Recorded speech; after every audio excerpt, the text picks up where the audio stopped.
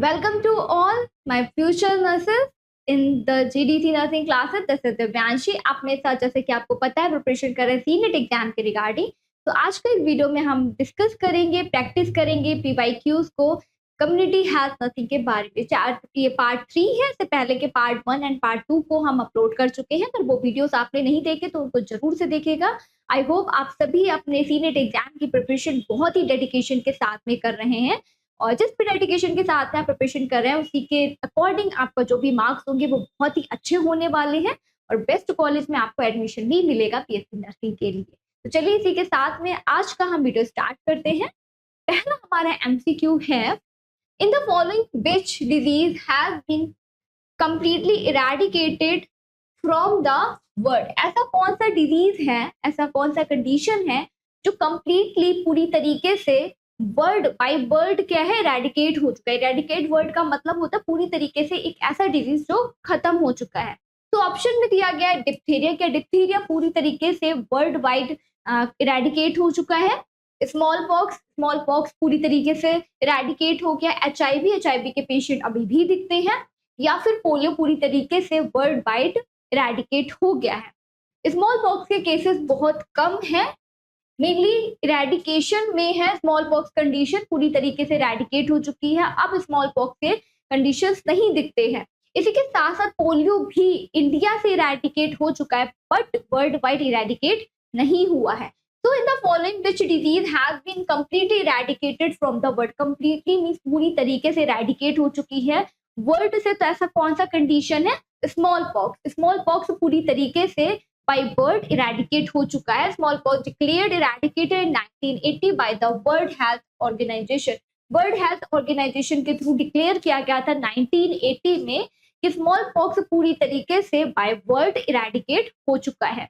Next हम देखेंगे malaria जो क्या कहते हैं, एक इन्फेक्शन है, एक डिजीज है जो किस वजह से कॉज होता है। ऐसा कौन सा वायरल है या फिर बैक्टीरिया है जो कॉज करता है मलेरिया। चलिए ऑप्शन को देखते हैं। हुक वॉर्म के थ्रू मलेरिया कॉज होता है, वायरल डिजीज है ये, या फिर प्रोटोजोअल डिजीज है, या फिर ऑल ऑफ द अबव, या फिर ये सारे ही इसमें इंक्लूड होते हैं। तो malaria is not a hook warm disease, not even a viral disease, it is a protozoal disease. Malaria कैसा एक है? मलेरिया प्रोटोजोअल डिजीज की वजह से कॉज होता है। Malaria caused by the plasmodium parasite which are protozoa. Plasmodium parasite के through इससे भी MCQ बनता है कि मलेरिया किस पैरासाइट से कॉज होता है। तो प्लाज्मोडियम पैरासाइट से मलेरिया कॉज होता है जो कि क्या है, एक प्रोटोजोआ है। नेक्स्ट हम देखेंगे कोरोना वायरस। कोरोना के बारे में तो हम सभी जानते हैं। कोरोना वायरस क्या है? कोरोना वायरस एक RNA वायरस के थ्रू होता है, DNA वायरस के थ्रू होता है, या फिर दोनों की ही वजह से होता है, या फिर इनमें से किसी की वजह से नहीं होता। कोरोना वायरस एक वायरस है जो किसकी वजह से कॉज होता है? RNA वायरस की वजह से कॉज होता है। It is cause due to the RNA virus. Corona virus are a family of RNA virus. ये क्या है? फैमिली के अंदर आता है RNA वायरस के अंदर, जो क्या कॉज करता है? Respiratory and the other diseases को कॉज करता है। कोरोना वायरस एक वायरल इन्फेक्शन होता है जो RNA फैमिली से बिलोंग करता है, जो कहाँ अफेक्ट करता है? मेनली रेस्पिरेटरी ट्रैक्ट को ये अफेक्ट करता है। नेक्स्ट हम देखेंगे which of the following event has taken place as a result of the climate change। Climate को चेंज करने के लिए ऐसे कौन से फैक्टर्स हैं जो कंट्रीब्यूट करते हैं जिस वजह से इन्वायरमेंट चेंज होता है या फिर इन्वायरमेंट पे इफेक्ट पड़ता है? पहला ऑप्शन है स्प्रेड ऑफ डिजीज। अगर इस डिजीज बहुत ज्यादा अमाउंट में स्प्रेड हो रहा है वर्ल्ड वाइड तो ये क्या इन्वायरमेंट को अफेक्ट करेगा? Melting of the snow glacier, या फिर बहुत ज्यादा मेल्ट हो रहा है, स्नो बहुत ज्यादा मेल्ट हो रहा है तो ये क्या इन्वायरमेंट पे अफेक्ट करता है? या फिर rise of the sea level बहुत ज्यादा बढ़ गया है, या फिर ये सारे ही फैक्टर कंट्रीब्यूट करते हैं जिस वजह से क्लाइमेट चेंज होता है।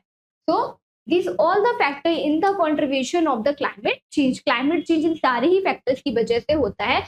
जब भी किसी भी जगह पे स्प्रेड हो रहा है कोई भी पर्टिकुलर डिजीज तो ये भी इन्वायरमेंट पे अफेक्ट करता है। ये जो भी एटमॉस्फेयर होता है उसको अफेक्ट करता है। इसी के साथ साथ अगर स्नो बहुत ज्यादा लेवल पे टेम्परेचर पे मेल्ट हो रही है तो ये भी इन्वायरमेंट पे अफेक्ट करेगा।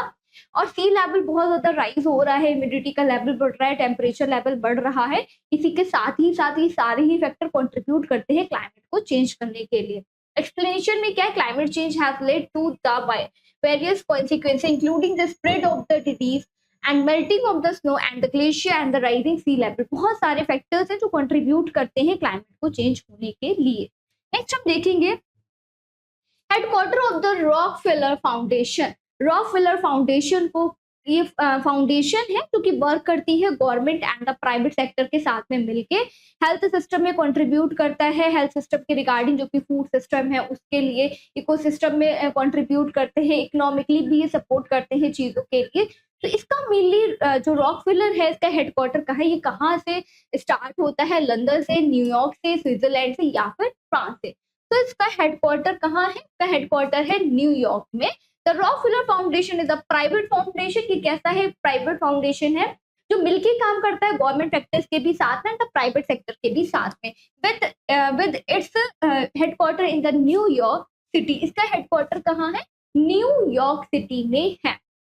नेक्स्ट हम देखेंगे Vande Mataram scheme was launched in, कौन से ईयर में वंदे मातरम स्कीम लॉन्च्ड हुआ था। देखिए कम्युनिटी हेल्थ नर्सिंग पढ़ रहे हैं तो इसमें मेनली जो प्रोग्राम्स होते हैं वो बहुत ही ज्यादा इंपॉर्टेंट है, इसी के साथ ही साथ कम्युनिटीज भी आते हैं जो इम्पोर्टेंट है, एंड स्कीम भी स्टार्ट करी गई है गवर्नमेंट के थ्रू। तो वो स्कीम के बारे में भी जितना भी उसका बैकग्राउंड में नॉलेज है वो आपको होना चाहिए कि वंदे मातरम फॉर एग्जाम्पल दिया हुआ है, वंदे मातरम स्कीम कभी लॉन्च हुआ था, तो आपको पता होना चाहिए कि वंदे मातरम स्कीम एक्चुअल में है क्या और ये कौन से ईयर में स्टार्ट हुआ था, फिर स्टैब्लिश हुआ था। तो वंदे मातरम जो स्कीम है ये इसलिए स्टार्ट हुआ था, जो भी प्रेग्नेंट वुमेन है उनके ऊपर फोकस किया गया है, उनमें morbidity and the mortality rate को कम करने के लिए वंदे मातरम स्कीम को स्टार्ट किया गया है। इसी के साथ साथ जो प्रेग्नेंट वुमेन होते हैं उनके न्यूट्रिशन के ऊपर फोकस किया गया है, इसकी वजह से वो क्या करें, उन्हें एडुकेट अमाउंट में न्यूट्रिशन मिले और जो भी बेबी को वो डिलीवर करें वो हेल्दी बेबी डिलीवर। तो that scheme was started in 2002 और 2004 और 2000 और 2007। ऐसे कौन सा ईयर है जिसमें वंदे मातरम स्कीम स्टार्ट हुआ है। So the scheme of Vande Mataram was started in the 2004। कौन से ईयर में हुआ है, 2004 में वंदे मातरम स्कीम को स्टार्ट किया गया था। कभी स्टार्ट हुआ है, 2004 में। क्या स्टार्ट हुआ है, वंदे मातरम स्कीम किस लिए स्टार्ट हुआ था, मेनली इन्होंने फोकस करा था कि जो भी प्रेग्नेंट वुमेन है उनमें morbidity and the mortality rate को कम करने के लिए। नेक्स्ट हम देखेंगे which kind of health care can be given at health centre. किस टाइप की हेल्थ डिलीवर करी जाती है हेल्थ सेंटर में। हेल्थ सेंटर में कौन से तरीके की हम केयर पेशेंट को डिलीवर करते हैं। ऑप्शन में दिया है प्रोमोटिव केयर देती है, पेशेंट की हेल्थ को प्रमोट करने के लिए, या फिर उन्हें इन्फेक्शन से प्रिवेंट करने के लिए, प्रिवेंटिव मेजर्स के लिए देते हैं, या फिर रिहैबिलिटेशन के लिए देते हैं। रिहैबिलिटेशन का मतलब क्या होता है, पेशेंट की हेल्थ को रिस्टोर करना। फॉर एग्जाम्पल कोई भी पेशेंट बहुत ज्यादा इल है जिस वजह से वो अपने काम पर वापस लौट नहीं पा रहा है, अपना जो नॉर्मल लिविंग है उसमें वो नॉर्मली वो मतलब इंजॉय नहीं कर पा रहे या फिर पार्टिसिपेट नहीं कर पा रहे, तो रिहैबिलिटेशन का प्रोसेस का यूज करते हुए हम पेशेंट को उनके वापस जो पहले उनका लाइफ था उसमें रिस्टोर कराते, रिहैबिलिटेट कराते कि वो जो चीजें जो एक्टिविटी डेली लिविंग में वो कर रहे थे वो वापस से करने लगे इलनेस के बाद। तो हॉस्पिटल में क्या प्रोमोटिव ही सिर्फ केयर प्रोवाइड की जाती है, प्रिवेंटिव केयर प्रोवाइड की जाती है, या फिर रिहैबिलिटेटिव केयर प्रोवाइड की जाती है, या फिर ये सारी ही केयर इंक्लूड होते हैं कहाँ पे, हेल्थ सेंटर में। तो इन द हेल्थ सेंटर हम पेशेंट को हर एक तरीके का केयर प्रोवाइड करते हैं, उसमें प्रोमोटिव भी केयर इन्वॉल्व होता है, प्रिवेंटिव भी केयर इन्वॉल्व होता है, रिहैबिलिटेटिव भी केयर देते हैं। तो these all the care we will provide in a health centre, हम करते हैं provide. Health centre can provide the promotive, preventive, curative and the rehabilitative health services. ये क्या है, सारी ही तरीके की सर्विसेज हम हेल्थ सेंटर में पेशेंट को प्रोवाइड करते हैं। Which of the following is the cause of the cerebral malaria. Malaria parasite के बारे में अभी हमने पढ़ा था कि ये किस तरीके का है, किस वजह से कॉज होता है। अभी सेरेब्रल जो मलेरिया है ये किस वजह से कॉज होता है, प्लाज्मोडियम फाल्सीफेरम की वजह से होता है, या फिर प्लाज्मोडियम ओवेल की वजह से होता है, या फिर प्लाज्मोडियम मलेरिया की वजह से होता है, या फिर प्लाज्मोडियम वाइवेक्स की वजह से होता है। तो प्लाज्मोडियम फाल्सीफेरम जो होता है ये कॉज करता है सेरेब्रल मलेरिया को, ये लाइफ थ्रेटनिंग कंडीशन है, इवन पेशेंट की हेल्थ में डेथ को भी ये कॉज करता है। उसी के साथ साथ जो अदर ऑप्शन दिए गए हैं, प्लाज्मोडियम 5x, ये लेस सीवियर फॉर्म होता है प्लाज्मोडियम फ्लेसिपेरम का, and the plasmodium malaria and the plasmodium ओबेल्स, ये एशिया वगैरह अफ्रीका वगैरह साइड में पाए जाते हैं, इंडिया में ये नहीं होते हैं। तो cerebral malaria is a severe complication, ये क्या है, बहुत बड़ा कॉम्प्लिकेशन होता है किसका, प्लाज्मोडियम फेल्सीपेरम का, कि ये सेरेब्रल को अफेक्ट करता है, फेटल कंडीशन को राइज करता है, फेटल मतलब पेशेंट की डेथ भी हो सकती है इस वजह से। इन्फेक्शन होता है कौन सा, प्लाज्मोडियम फेल्सीपेरम। मलेरिया किस वजह से कॉज हो रहा है, प्लाज्मोडियम इन्फेक्शन की वजह से, मलेरिया की वजह से पैरासाइटिक एक इन्फेक्शन होता है, इस वजह से कॉज होता है। मोस्ट सीवियर जो फॉर्म है, मोस्ट सीवियर जो कॉम्प्लिकेशन है वो क्या है, प्लाज्मोडियम फाल्सीपेरम है, जो क्या कॉज करता है, सेरेब्रल मलेरिया को कॉज करता है। नेक्स्ट हम देखेंगे which is not the individual method of the health education।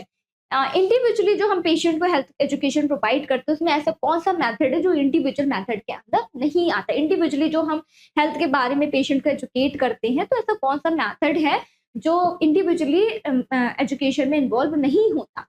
Lecture method कैसे देते हैं, जब भी कोई इंसान लेक्चर दे रहा है तो वो क्लासरूम सेटिंग में देगा, टीचर खड़ा होगा, सारे ही बच्चे बैठे होंगे या फिर पेशेंट्स बैठे होंगे, तो हम उसको हेल्थ के रिगार्डिंग एजुकेट करते हैं। नेक्स्ट है होम विजिटिंग। होम विजिटिंग में क्या करते हैं, डोर टू डोर स्टेप पे जाके जो भी पेशेंट हैं या फिर कम्युनिटी एरिया में जो लोग रह रहे हैं उनके हेल्थ के रिगार्डिंग डेटा को कलेक्ट करते हैं। नेक्स्ट है पर्सनल लेटर। पर्सनली हम पेशेंट को लेटर सेंड करके उनके हेल्थ के रिगार्डिंग एजुकेट कर सकते हैं, या फिर पर्सनल कॉन्टेक्ट के थ्रू हम उनसे इंडिविजुअली मीट कर सकते हैं। तो होम विजिट के भी थ्रू हम पर्सनली ही जाके पेशेंट से मीट करते हैं, एंड पर्सनल लेटर के थ्रू भी हम इंडिविजुअली पेशेंट से डील कर रहे होते हैं, एंड पर्सनल कांटेक्ट के थ्रू भी हम पेशेंट से इंडिविजुअली ही ट्रीट करते हैं। तो इसमें से कौन सा रह गया जो इंडिविजुअल हेल्थ एजुकेशन के अंदर नहीं आता है, यस कौन सा है, लेक्चर मेथड। लेक्चर मेथड क्या है, इंडिविजुअल मेथड नहीं है। लेक्चर मेथड एक ग्रुप सेशन होता है जिसमें नंबर ऑफ द स्टूडेंट्स बैठे होते हैं, नंबर ऑफ द पेशेंट बैठे होते हैं, जो एक टीचर उन्हें एजुकेट करता है या फिर जो भी नॉलेज होता है उसको डिलीवर कर रहा होता है। तो लेक्चर मेथड जो है हेल्थ एजुकेशन के अंदर नहीं आता है। Lecture method are the typically use for the group education. मैंने बताया लेक्चर मेथड कभी यूज कर रहे हैं, ग्रुप सेशन के लिए यूज करते हैं, ग्रुप एजुकेशन के लिए यूज किया जाता है। Where are the home visit, personal letter and the personal contact are the individual method. ये सारे ही मेथड क्या है, इंडिविजुअली हम पेशेंट से इंडिविजुअल फॉर्म में डील करते हैं। एंड दीज और ये जो लेक्चर मेथड है इंडिविजुअल मेथड नहीं है, एंड बाकी के रिमेनिंग जो है वो इंडिविजुअल मेथड के अंदर आते हैं कि पेशेंट से हम पर्सनली डील करते हैं उन्हें हेल्थ एजुकेशन को प्रोवाइड करने के लिए। कम्युनिटी हेल्थ नर्सिंग बहुत ही इंटरेस्टिंग सब्जेक्ट है, बस थोड़ा सा इसमें प्रोग्राम का और जो भी स्कीम है वो थोड़ा सा प्रॉब्लम क्रिएट करते हैं, क्योंकि हर एक स्कीम जो है अलग अलग ईयर में स्टार्ट होते हैं और उनका जो भी स्कीम होता है उनका वर्क भी अलग अलग होता है, गोल्स भी अलग अलग होते हैं। बाकी का जो रिमेनिंग पोर्शन होता है, जो भी कॉम्प्लिकेशंस हैं या फिर जो भी कम्युनिकेबल जो डिजीजेस हैं, वो वाला जो पार्ट है वो बहुत ही इंटरेस्टिंग है कम्युनिटी में। उसको ध्यान से पढ़िएगा, जितनी भी स्कीम है उनके बारे में एक आप अपना शॉर्ट नोट्स बनाइए, जिसके थ्रू आपको लर्न करने में इजी रहेगा, और एग्जाम से पहले आप बस आपको एक नजर मारनी पड़ेगी और आप अच्छे से रिवाइज कर सकते हैं उसको। तो नेक्स्ट हमारा क्वेश्चन है, national urban livelihood mission was launched in. National urban livelihood means जो भी कम्युनिटी एरिया में जो लोग हैं उनमें अर्बन एरिया में उनका लेवल को इम्प्रूव करने के लिए, उन्हें इकोनॉमिकली सपोर्ट करने के लिए ये वाला प्रोग्राम या फिर ये वाली स्कीम कभी स्टार्ट हुई थी। 2008 में हुई थी, 2012 में हुई थी, 2013 में हुई थी या फिर 2014 में हुई थी। सीरीज में सारे ही ईयर्स दिए गए हैं। तो क्या है, 2013 में नेशनल अर्बन लिवलीहुड मिशन को स्टार्ट किया गया था।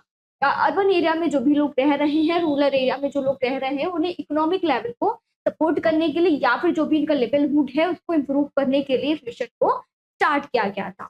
The national urban livelihood mission was launched in 2013 building upon the earlier स्वर्ण जयंती शहरी रोजगार योजना के अंदर में आता है। जिस स्कीम को स्वर्ण जयंती शहरी रोजगार योजना के जानते हैं।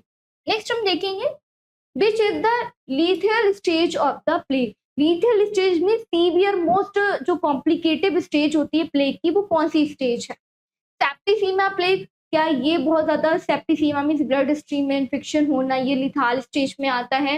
निमोनिक प्लेग, क्या ये लीथल स्टेज के अंदर आता है? या फिर ब्यूमोनिक प्लेग लीथल स्टेज के अंदर आता है, या फिर ये सारे ही जो प्लेग हैं किसके अंदर आते हैं, लिथाल स्टेज के अंदर आते हैं प्लेग। तो मोस्ट सीवियर फॉर्म है निमोनिक प्लेग स्टेज, क्योंकि ये क्या करता है, लंग्स को, रेस्पिरेटरी सिस्टम को अफेक्ट करता है, बहुत सारे कॉम्प्लिकेशन इसके साथ में जुड़े हुए होते हैं। उसी के साथ साथ जो सेप्टिसीमिक प्लेग है ये लेस सीवियर फॉर्म होता है comparison to the pneumonic plague.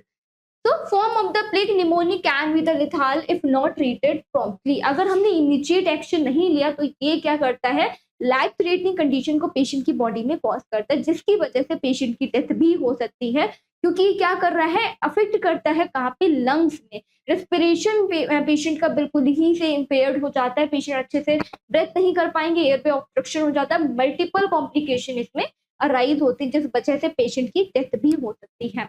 Then क्या है, इसमें जो सेप्टिसीमिया दिया गया, सेप्टिसीमिया प्लेग ये लेस सीवियर फॉर्म होता है comparison to the pneumonic plague. Next हम देखेंगे which test is done to detect the corona infection. Corona को डिटेक्ट करने के लिए, एकदम कंफर्मेशन टेस्ट करने के लिए हम कौन सा टेस्ट परफॉर्म करते हैं, सभी को पता है ये RT-PCR करते हैं, एलाइजा टेस्ट करते हैं एंटीबॉडीज और एंटीजन को डिटेक्ट करने के लिए, या फिर बेस्ट एंड डॉट टेस्ट किया जाता है, या फिर CBC करते हैं। CBC के थ्रू तो हम इन्फेक्शन को डिटेक्ट करते हैं ओवरऑल, बट मेन जो स्पेसिफिक फॉर्म है जिसकी वजह से हम कोरोना वायरस को डिटेक्ट कर सकते हैं पेशेंट की बॉडी में, ये है reverse transcription polymerase chain reaction को RT-PCR के नाम से भी जानते हैं, जो बहुत ही इफेक्टिव टेस्ट होता है कोरोना वायरस को डिटेक्ट करने के लिए। एलाइजा टेस्ट मेनली तो एंटीजन एंड एंटीबॉडीज को डिटेक्ट करने के लिए किया जाता है। बेस्ट एंड डॉट टेस्ट भी इतना आइडियल मेथड नहीं है कोरोना वायरस को डिटेक्ट करने को। CBC के थ्रू तो ब्लड में नॉर्मली जो इन्फेक्शन प्रेजेंट होता है उसको डिटेक्ट करते हैं। तो मेनली जो इफेक्टिव फॉर्म है जिस वजह से हम कोरोना को डिटेक्ट कर सकते हैं वो है reverse transcription polymerase chain reaction, जिसकी वजह से हम क्या कर सकते हैं, जिसकी हेल्प से हम कोरोना वायरस को डिटेक्ट कर सकते हैं पेशेंट की बॉडी में। मोस्ट कॉमनली है, नॉर्मली यूज किया जाता है ये test. Which of the following comes in the category of the omnivorous. ऐसे कौन सी कैटेगरी है जो ओमनीवोरस के अंदर आती है। दो टाइप के लोग होते हैं, carnivorous and the omnivorous. Omnivorous वो होते हैं जो नॉर्मली प्लांट को भी खाते हैं और मीट को भी खाते हैं, और जो कॉर्निवोरस होते हैं वो सिर्फ क्या करते हैं, एक ही टाइप ऑफ जो फूड होता है उसी को, प्लांट को ही इंटेक करते हैं। तो डियर कैसा है, ओमनीवोरस है या फिर कॉर्निवोरस है। लायन ओमनीवोरस है या फिर कॉर्निवोरस है। ह्यूमन बींग्स और बी एंड द सी, इनमें से कौन सा ओमनीवोरस के अंदर आता है। तो human be and the lion both are the omnivorous. ये किस कैटेगरी में आ रहे हैं, ओमनीवोरस कैटेगरी में आते हैं। Human and the animals are the omnivorous. ये कौन सी कैटेगरी में है, ओमनीवोरस की कैटेगरी में है। इसी के साथ साथ डियर कैसा है, कॉर्निवोरस कैटेगरी में आता है। नेक्स्ट हम देखेंगे environmental conservation act was enacted. ये कभी स्टार्ट हुआ था, एनवायरमेंट कंजर्वेशन। एनवायरमेंट कंजर्वेशन का मतलब होता है जो भी हमारा एनवायरमेंट है, प्लांट है, उसको कंजर्व करके रखना, डिफॉरेस्टेशन को प्रिवेंट करना, ज्यादा से ज्यादा प्लांट्स को इम्प्लांट करना, जिसकी वजह से जो भी एनवायरमेंट है हमारा, जो भी ग्रीनिश एरिया है वो मेंटेन रहे, वेंटिलेशन इंप्रूव रहे, और ऑक्सीजन का सप्लाई पेशेंट को या फिर जो भी लोग रह रहे हैं कम्युनिटी में, अर्बन एरिया में, उनको मिलता रहे। तो फॉरेस्ट का जो भी डिफॉरेस्टेशन हो रहा है उसके प्रोसेस को रोकने के लिए, खत्म करने के लिए ये एक्ट स्टार्ट किया गया था, एनवायरमेंट कंजर्वेशन एक्ट। कभी स्टार्ट हुआ, 1970 में, 1975 में, 1989 में, या फिर 1986 में। ये कभी स्टार्ट हुआ है 1989 में, 1986 में एनवायरमेंटल कंजर्वेशन एक्ट को स्टार्ट किया गया था। The environment protection act was enacted in India in 1986। कभी स्टार्ट हुआ है इंडिया में, 1986 में स्टार्ट हुआ है। जो भी हमारा एनवायरमेंट है उसको प्रिजर्व करने के लिए ज्यादा से ज्यादा जो भी कम्युनिटी एरिया में लोग रह रहे हैं उनको इंकरेज करना, अर्बन एरिया के लोगों को इंकरेज करना कि ज्यादा से ज्यादा वो क्या करें। वर्ल्ड एनवायरमेंट डे भी हम सेलिब्रेट करते हैं, इसमें ज्यादा से ज्यादा प्लांट को हम प्लांट करते हैं, इससे हमारा जो एटमॉस्फेयर है वो अच्छा रहे, ऑक्सीजन का सप्लाई मिलता रहे, ग्लोबल वार्मिंग से प्रिवेंट कर पाए। तो ज्यादा से ज्यादा प्लांट को लगाने के लिए जो गवर्नमेंट है वो इंकरेज करती है। इसके national health mission was launched. National health mission के अंदर दो आते हैं, नेशनल अर्बन भी आता है, नेशनल रूरल भी आता है। तो ये मिशन कभी स्टार्ट हुआ था, 2011 में, 2013 में, 2014 में, या फिर 2015 में। ये भी सीरीज में दिया गया, बहुत ही मोस्ट इंपॉर्टेंट है, इससे एक क्वेश्चन ये आपको जरूर देखने में मिलेगा। तो national health mission was launched in the 2013, कभी स्टार्ट हुआ है 2013 में स्टार्ट हुआ है। The national health mission was launched in 2018 और इसके अंदर दो चीजें और आती हैं। And the national rural health mission, इसके अंदर नेशनल रूरल हेल्थ मिशन भी आता है और दूसरा आता है the national urban health mission. Urban वाला एंड रूरल दोनों ही इसमें इन्वॉल्व है हेल्थ मिशन के अंदर। मीन्स रूरल एरिया में जितने भी हेल्थ से रिलेटेड जो भी फैसिलिटीज हैं वो रूरल एरिया में प्रोवाइड करना है, as well as urban area में भी जो भी हेल्थ फैसिलिटीज दिए गए हैं वो अर्बन एरिया के लोगों को भी प्रोवाइड करनी है। नेक्स्ट हम देखेंगे which condition can be seen in the tetanus patient. ऐसा कौन सा कंडीशन है जो टिटनस पेशेंट के अंदर एज अ साइन और सिम्टम्स या फिर एज अ कॉम्प्लिकेशन देखने को मिलता है जब भी किसी पेशेंट को टिटनस हुआ होता है। राइजस सार्डोनिकस मीन्स जो स्माइल होती है पेशेंट की, स्टिफ होती है, हार्डिंग होती है, जॉ एकदम लॉक हो जाता है और ऑपिस्टोटोनस पोजीशन मीन्स जो पोजीशन का जो पेशेंट का पोस्चर होता है वो एकदम से इम्पेयर्ड होता है। या फिर ये सारे ही all of the above means ये सारे ही सिम्टम्स पेशेंट की बॉडी में दिखते हैं। तो राइजस सार्डोनिकस मीन्स ये भी पेशेंट में राइजस द टिटनस पेशेंट में एग्जिबिट द राइजस सार्डोनिकस मीन्स क्या होता है अबनॉर्मल स्माइल। पेशेंट का स्माइल कैसा होता है, बहुत ही हार्डन होता है, अबनॉर्मल वे में होता है। जॉ लॉक मीन्स इसको क्या बोलते हैं, ट्राइसमस भी बोलते हैं। पेशेंट का जॉ एकदम से लॉक हो जाता है, इस वजह से पेशेंट का जो स्माइल होता है वो भी अबनॉर्मल होता है। एंड द ऑपिस्टोटोनस मीन्स जो पोस्चर होता है वो भी अबनॉर्मल होता है, पेशेंट का जो बॉडी का शेप होता है वो भी इम्पेयर्ड हो जाता है। So these all the symptoms are shown in the tetanus patient। Tetanus patient के अंदर ये सारे ही साइन और सिम्टम्स देखने को मिलते हैं। ऑल ऑफ द अबव इसका ऑप्शन होगा। राइजस सार्डोनिकस मीन्स अबनॉर्मल स्माइल भी दिखती है, जॉ एरिया लॉक हो जाता है और अबनॉर्मल पेशेंट की बॉडी में जो पोस्चर होता है उनका वो अबनॉर्मल होता है टिटनस पेशेंट के अंदर। नेक्स्ट हम देखेंगे how much extra energy given during the pregnant women. Pregnancy के टाइम पे हम पेशेंट को कितने, जो मदर होते हैं उनको कितने ज़्यादा और कैलोरीज लेने के लिए हम इंकरेज करते हैं, जिसके थ्रू जो उनका न्यूट्रिशन है मदर को भी मिलता रहे एडिकेट अमाउंट में, मदर के थ्रू बेबी को भी ट्रांसफर होता रहे।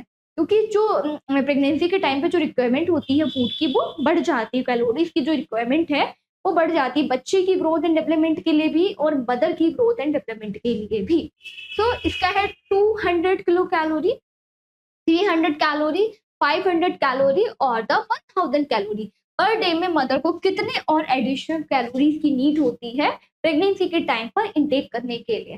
तो 300 calories the women needed during the time of the pregnancy. Pregnant women require the additional calories to support the fetal growth and the development।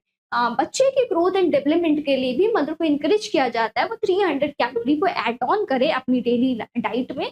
इसी के साथ साथ मदर का हेल्थ भी इंप्रूव होता है, जो बेबी में है वो भी हेल्दी होगा, मेच्योर होगा और जिससे हम बेबी में प्री टर्म जैसे कॉम्प्लिकेशन को या फिर लो बर्थ कॉम्प्लिकेशन को प्रिवेंट कर सकती हैं। अगर अर्ली ही फेज में हमने मदर को एजुकेट कर दिया है कि प्रॉपर अमाउंट में उन्हें एजुकेशन करा है, एजुकेट करा है कि न्यूट्रिशन को उन्हें इंटेक करना है प्रेगनेंसी के टाइम पे और किस तरीके की उन्हें डाइट लेनी है और क्या क्या चीजें उन्हें और एड ऑन करनी है, इसकी वजह से जो उनका बेबी है वो भी हेल्दी रहे और मदर की कंडीशन भी इम्प्रूव। नेक्स्ट हम देखेंगे the air means prevention and the control of the pollution act was enacted in. Air में मीन्स जो भी एनवायरमेंट है उसमें हम पोल्यूशन को किस तरीके से प्रिवेंट कर सकते हैं या फिर रोक सकते हैं। ये एक्ट कभी स्टार्ट हुआ था, 1984 में स्टार्ट हुआ है, 1978 में या फिर 1981 और 1989 में, कि कब ही कौन से ईयर में the air prevention and the control of pollution act was started in the 1981। ये एक्ट कब स्टार्ट हुआ है, 1981 में स्टार्ट हुआ था। The prevention and the control of the pollution was enacted in the India 1981। कब स्टार्ट हुआ है, 1981 में हुआ है, जिस वजह से जो भी एनवायरमेंट में पोल्यूशन है उसकी इंटेंसिटी को कम करने के लिए, जिसकी वजह से जितने भी डिजीज कॉज हो रहे हैं, रेस्पिरेटरी ट्रैक इन्फेक्शन कॉज हो रहे हैं, उनको हम प्रिवेंट कर पाए इस एक्ट के थ्रू। नेक्स्ट हम देखेंगे Ayush system was launched. Ayush system कभी लॉन्च हुआ था, आयुर्वेदा, योगा, यूनानी, सिद्धा एंड द हेमोपैथी जिसका फुल फॉर्म होता है। ये सिस्टम कभी स्टार्ट हुआ है 2004 में, 2006 में, 2007 में, 2008 में। ये आप 10th क्लास से 9th क्लास से पढ़ते हुए आ रहे हैं। आप आई होप आपको इसका आंसर जरूर से पता है, कभी स्टार्ट हुआ है 2007 में। Ayush system was launched in the या फिर started in 2007। Ayush represent traditional and the alternative medicine system in the India. ये क्या शो करता है? ट्रेडिशनल एंड द अल्टरनेटिव जो भी हेल्थ केयर सिस्टम में मेडिकेशन का सिस्टम यूज किया जाता है, ये उसको इंडिकेट करता है। नेक्स्ट हम देखेंगे इन the following which is not the quality of the health care. Health care setting में इनमें से कौन सी क्वालिटी है जो नहीं देखी जाती है? एक्सेप्टेबिलिटी, रेलेवेंस, फैसिबिलिटी और द नन ऑफ दिस, या फिर इनमें से कोई भी क्वालिटी जो है वो हेल्थ केयर सिस्टम में वो क्वालिटेटिव नहीं काउंट की जाती है। तो none of this as a health care system सारी ही चीजें मीन्स एक्सेप्टेबिलिटी भी होनी चाहिए, रेलेवेंसी भी होनी चाहिए एंड द फैसिबिलिटी भी होनी चाहिए।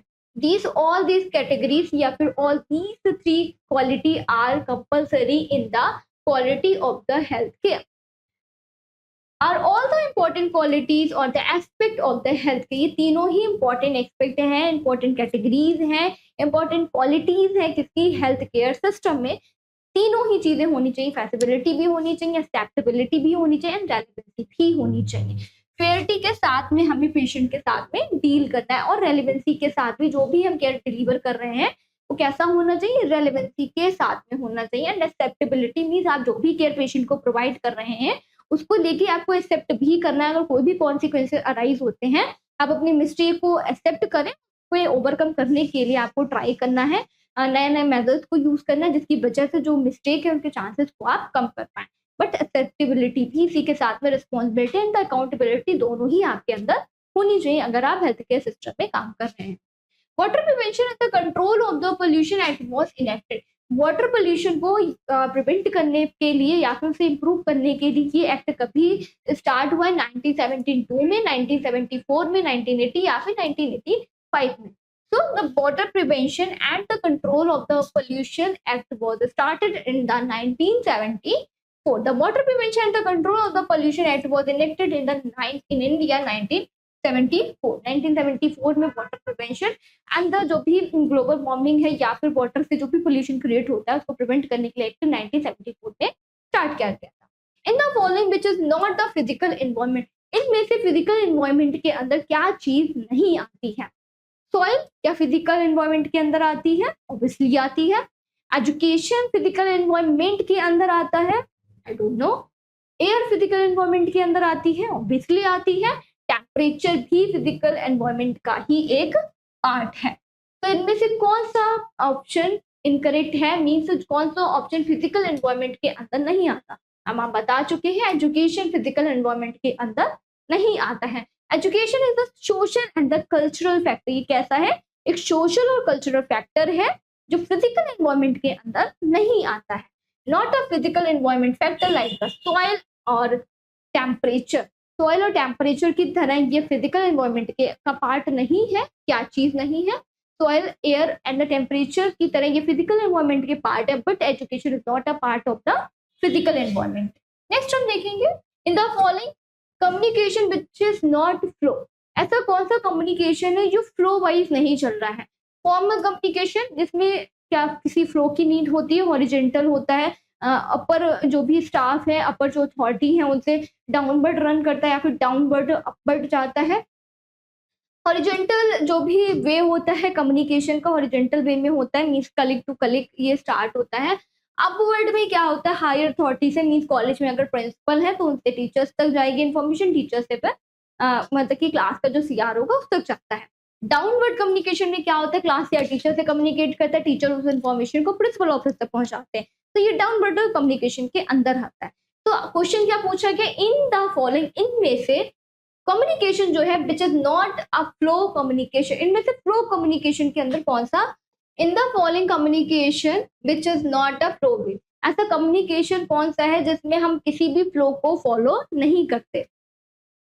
तो फॉर्मल कम्युनिकेशन है, हॉरिजेंटल कम्युनिकेशन है, या फिर अपवर्ड कम्युनिकेशन है और द डाउनवर्ड कम्युनिकेशन। हॉरिजेंटल का मीन क्या होता है कि हम अपने कलीग से आपस में बात करें, टीचर टीचर से बात कर रहे हैं। अपवर्ड में क्या होता है? अपर साइड से मीन से प्रिंसिपल ऑफिस से कोई भी कम्युनिकेशन है वो क्लास सीआर तक पहुंच रही है।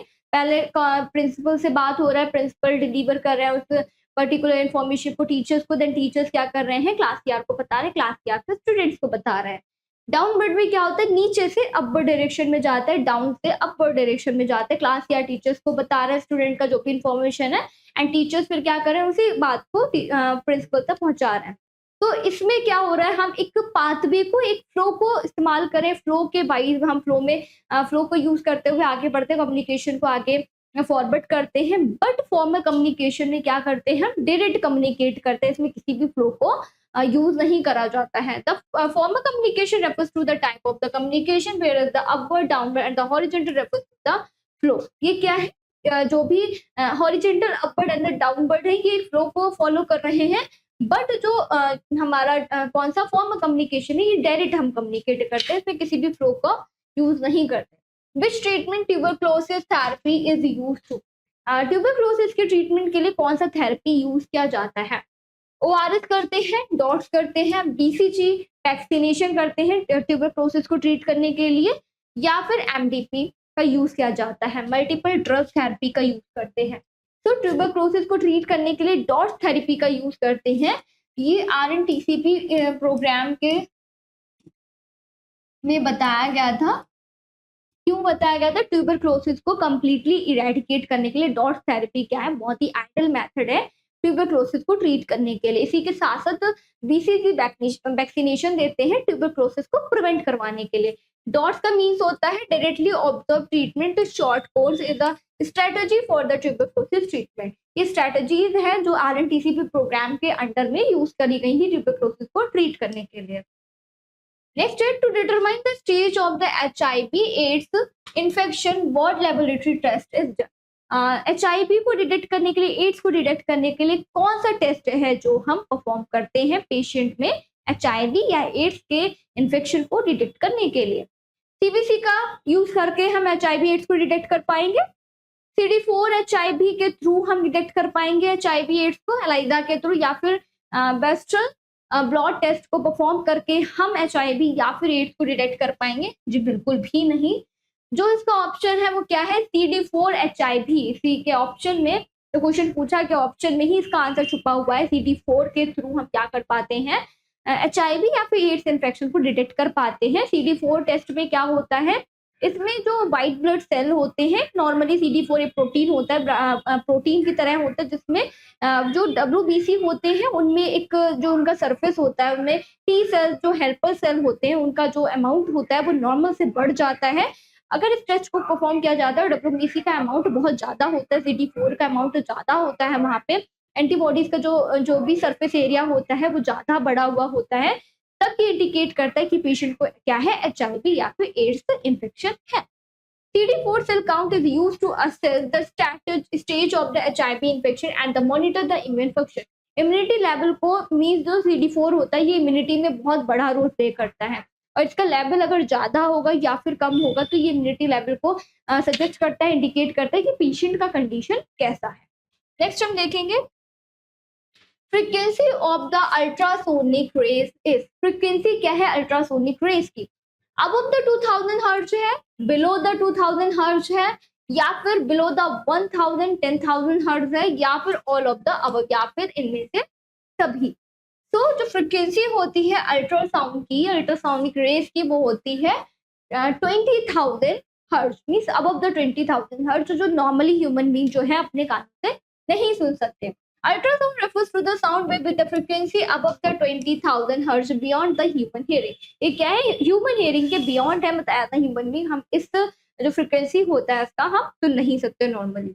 नेक्स्ट हम देखेंगे headquarter of the centre of the environment education is, कहाँ पे है हेडक्वार्टर, कहाँ का है का centre of the for the environment education. Environment education का जो भी इम्पोर्टेंट जो भी एजुकेशन होता है वो कहाँ से डिलीवर होता है, इसका हेडक्वार्टर कहाँ है?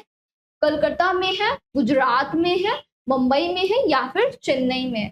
So the headquarter of the centre for the environment is located in the Gujarat. कहाँ है? गुजरात में है। CEE is a national institute that promote the environmental awareness and the education. ये क्या प्रोवाइड करते हैं, एनवायरनमेंट के रिगार्डिंग जितनी भी इंफॉर्मेशन है उसको डिलीवर करते हैं, क्या एनवायरनमेंट होता है, क्या क्या प्रिकॉशंस लेने चाहिए, क्या क्या प्रिवेंशन को फॉलो करना है, क्या क्या बेस्ट ट्रीटमेंट है या फिर बेस्ट पॉसिबल वे है जिसके थ्रू हम एनवायरनमेंट को कंजर्व कर सके या फिर प्रोटेक्ट कर सके। पॉसिबल कैसे होगा, जब सोसाइटी के लोग या फिर पॉपुलेशन अवेयर होगी कि हमें अपने एनवायरनमेंट को क्या करना है, सेव करना है, प्रिवेंट करना है। अगर हम नहीं करेंगे तो इससे क्या क्या कॉन्सिक्वेंसेस अराइज हो सकते हैं या फिर किस पॉसिबल मेथड को यूज करके हम ट्रीट कर सकते हैं। नेक्स्ट हम देखेंगे, विच of the following can be used at the mass level. Mass level में इंफॉर्मेशन को प्रोवाइड कराने के लिए या फिर डिलीवर कराने के लिए किस मेथड का मेनली यूज किया जाता है। इंटरनेट के थ्रू मास लेवल पे हम कोई भी इंफॉर्मेशन को सर्कुलेट कर सकते हैं। रेडियो के फॉर्म में हम मतलब कि ग्लोबली कोई भी इंफॉर्मेशन है उसे पहुंचा सकते हैं। टेलीविजन के थ्रू हम कोई भी इंफॉर्मेशन को ग्लोबली पहुंचा सकते हैं, या फिर ऑल ऑफ द अबव। इतने तो समझदार आप सभी हैं, इसका ऑप्शन आप सभी को पता होगा, all of the above. Mass level पे जो भी इंफॉर्मेशन है हम इंटरनेट के थ्रू, रेडियो के थ्रू, टेलीविजन के थ्रू डिलीवर करते हैं। Internet, radio and the television can be used for the mass communication. Mass communication के लिए इन सभी का यूज किया जाता है। Millennium development goal MDG was formulated in। Millennium development goal को कभी स्टार्ट किया गया था। मिलेनियम जो मतलब टर्म है ये कभी से स्टार्ट हुआ है, 2001 से, 2000 से 2003 में या फिर 2008 में। तो millennium development was started in the 2000। कभी स्टार्ट हुआ है मिलेनियम जो पॉपुलेशन कंसीडर करा जाता है कभी से है, 2000 से। The millennium development goal were established by the United nation in 2000। कभी स्टार्ट हुआ यूनाइटेड नेशन के थ्रू 2000 में ये स्टैब्लिश हुआ था या फिर स्टार्ट हुआ था। आजीविका प्रोग्राम वाज स्टार्टेड बाय। आजीविका का जो प्रोग्राम है रूरल एरिया में, कम्युनिटी एरिया में जो लोग रह रहे हैं उनके इकोनॉमिक लेवल को इम्प्रूव करने के लिए, वहां के लिवलीहुड को इम्प्रूव करने के लिए इस प्रोग्राम को कौन से ईयर में या फिर किसके थ्रू स्टार्ट किया गया था। डिफेंस मिनिस्ट्री के थ्रू स्टार्ट किया गया है या फिर रूरल डेवलपमेंट मिनिस्ट्री के through, ministry of the environment या फिर ट्रांसपोर्ट मिनिस्ट्री।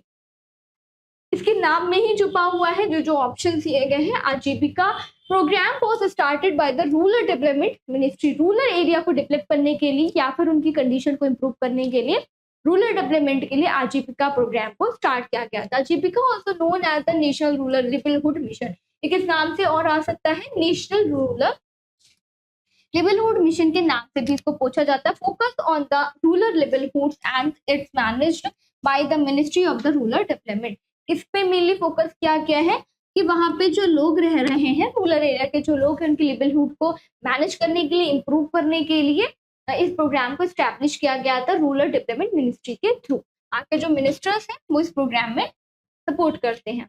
तो this all the MCQs of the community health nursing, हमने तीनों ही पार्ट में इनके एमसीक्यू को डिवाइड करा था। कंप्लीटली जितना भी कम्युनिटी हेल्थ नर्सिंग से रिगार्डिंग जितने भी टॉपिक्स हैं उनको सारे ही टॉपिक्स को हमने इन एमसीक्यूज में कवर करा है विद द एक्सप्लेनेशन। हमने आपको समझाया है कि पर्टिकुलर क्वेश्चन का एमसीक्यू होगा तो वो क्यों होगा, किस लिए हो रहा है ऐसा।